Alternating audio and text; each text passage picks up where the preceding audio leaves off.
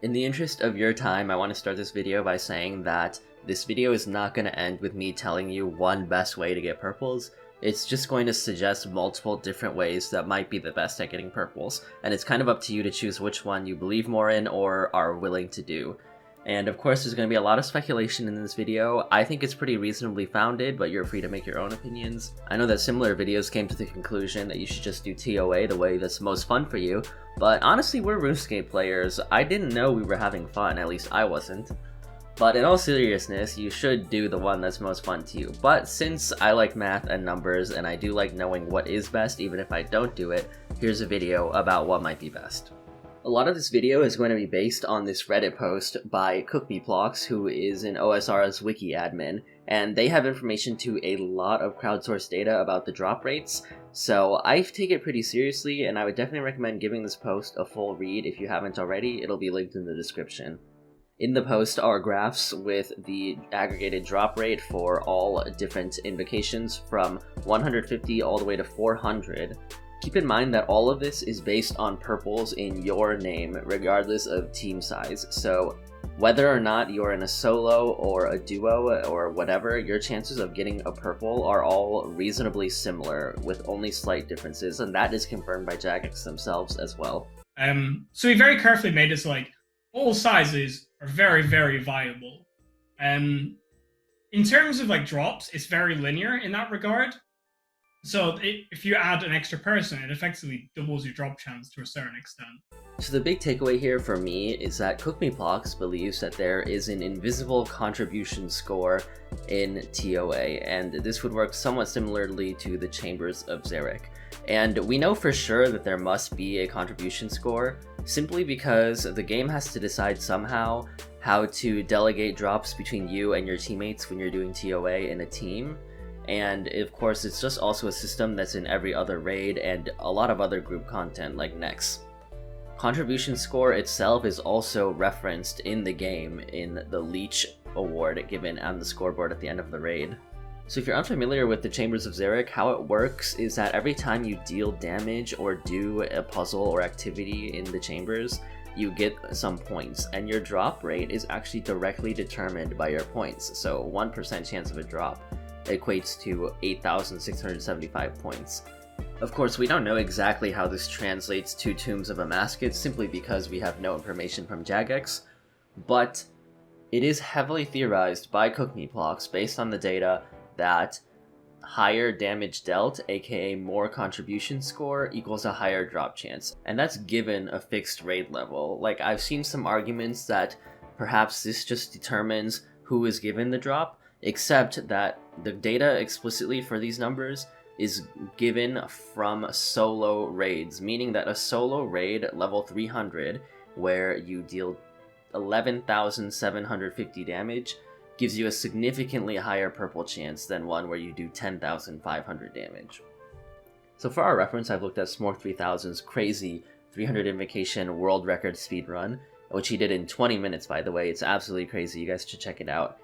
But in that run, thankfully he looked at the scoreboard at the end, and we know he did 10,221 damage, which by the way is so low that it's the very left point, in fact a little below the very left point on the graph given by Cookmeplox. So you might be wondering at this point, how do I deal more damage in a raid? Well, there's a lot of things you can hit, like the Baba boulders, or the eggs in Kefri room, or even the agile fleas. But the easiest, or not necessarily easiest, but the best way of getting extra damage dealt is to simply increase your opponent's health, and the way to do that is to use the path modifiers. There are 4 invocations that can change the level of paths within the raid. There's Path Seeker, which levels up every path once upon entering the raid, Pathfinder, which levels them up twice, Path Master, which levels them up 3 times, and Walk the Path, which means that every time you complete a path within the raid, there's a chance to cause other paths to level up. So what does leveling up a path do? Well, first of all, every 2 levels, up to level 4, the boss in the path will gain an extra mechanic, although this is not really the big deal here. What we're more concerned about is the health increase. So every path level increases the boss's health by 5%. Although, the first level actually increases it by 8%, so theoretically the first level is the most value. And would you look at that, there's an invocation, Path Seeker, which levels every path up once. So theoretically, that's the best value to use for damage dealt. If you're wondering which boss's health scales the hardest, the answer would be Akka and Kefri. Akka because his shadows also increase in health, and in his last phase he heals to 20% health, so you get to hit him again. And then Kefri because she has multiple shield phases that you have to go through over and over, and her swarms can overheal her to 115% of her health. From there, Baba is the one that scales the least. Okay, that's great and all, but how much does this actually help? Well, sadly, in Cookmeplox's post, we only have access to data for 300 levels, so to extrapolate it to other levels will require a little bit of guesswork and estimating. Still though, I do want to note that damage dealt doesn't seem to be the only contributing factor to your drop chance. It seems to be some kind of formula involving both damage dealt or contribution score and your raid level and some modifier based off of your raid level. And we can see that from the graph showing purple chance per raid level, it starts to really heat up past around 350. So there's two different factors you can prioritize to maximize your purple chance. One of those is the raid level, which we all already knew, and the other is damage dealt, which can be increased with pass. But if we actually take a moment to look at the unique rate per damage graph on 300 levels, it kind of seems like in the middle there's this big area between about 10,600 damage to 11,500 damage, where doing more damage might slightly trend the drop rate upwards, but for the most part it stays relatively the same. So it kind of seems like between doing 11,500 and 10,600 damage, you'd rather do 10,600 purely because it's faster. It doesn't seem to really heat up until you're really exceeding how much damage you normally do. So what does that take? Well, as I mentioned earlier, Smoke 3000's speedrun of 300, which had no path modifiers of course, he did about 10,221 damage, but this isn't how much you'd normally do in an expert mode, simply because obviously he was speedrunning. That means he killed less Baba boulders, and also means that his Kefri phases were extremely low health since he killed as many of the scarabs as possible. Realistically, in your own 300 runs, you would expect to do somewhere around 10,500 to 10,750 damage.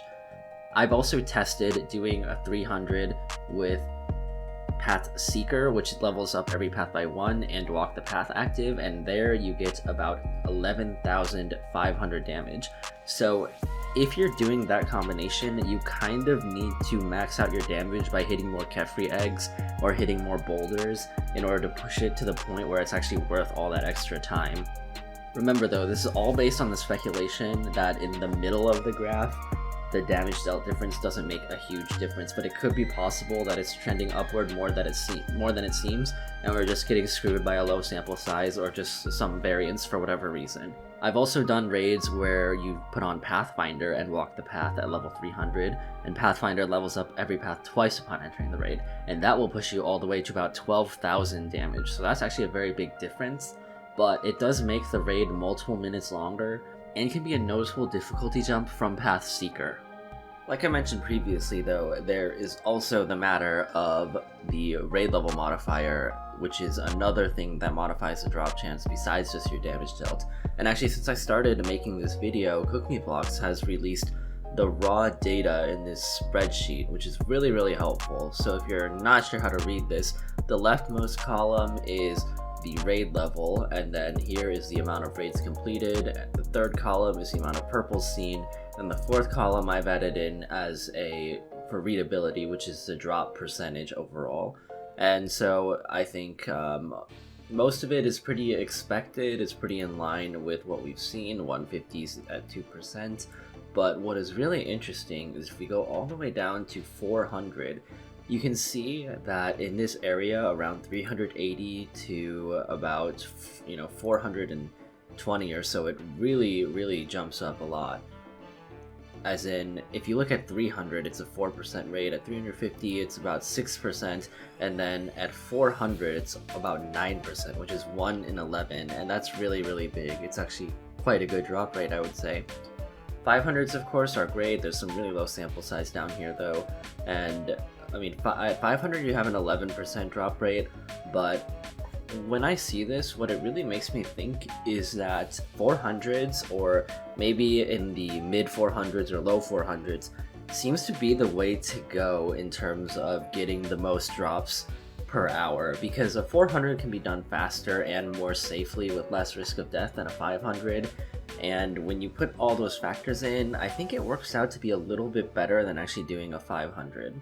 So with all this information, I've aggregated a very, very rough estimation on a spreadsheet that you can hopefully use to decide which raids you want to do.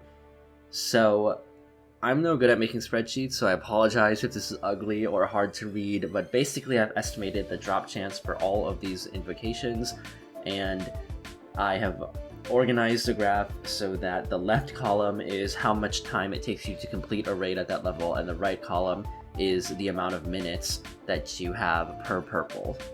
I'll also show you a spreadsheet that has my personal times highlighted in case that might help you figure out what's going on. But basically, you have to have an idea of how long it takes you to do every kind of raid that you can do, and then from there kind of decide which one is both the fastest theoretically and which one is the easiest or most fun as well, and kind of pick the best combination of that. Remember though that all of these drop rates are very big estimates, so to wrap all of this up with some suggestions, it seems like if you could do any raid level with no problems, then you would just want to go as high as possible. Maybe potentially 400s over 500s, although it kind of depends on how fast you can complete them. If you were not doing any raid level and were sticking mostly to 300s, I would say in a team you would probably want to do fast 300s as with Insanity on and no paths, and just try and do it as fast as possible. If you are going solo, then the distinction between Insanity or a path modifier isn't that huge, and I think that paths might be slightly better over time, especially because you'll die less at the very end of Wardens, since Insanity makes the tiles rip away faster, but it's still up to you. If you are not at the stage where you're doing 300s, then the most important thing is to just go as high as you can without dying and without hampering your speed too much. So if you are a normal mode gamer, you should be trying to do maybe 250s instead of just 200s or 150s, or just as high as you can go. If you're doing entry mode though, you really want to push up to 150 as much as possible, because purples in entry mode are quite rare, and even at 140 they're a good chunk rarer than they are at 150. So if you are an entry mode gamer, please try and get to 150, and it'll also help you improve at the game. But yeah, that's pretty much all for this video. I hope you've learned something in this, and good luck in the tombs.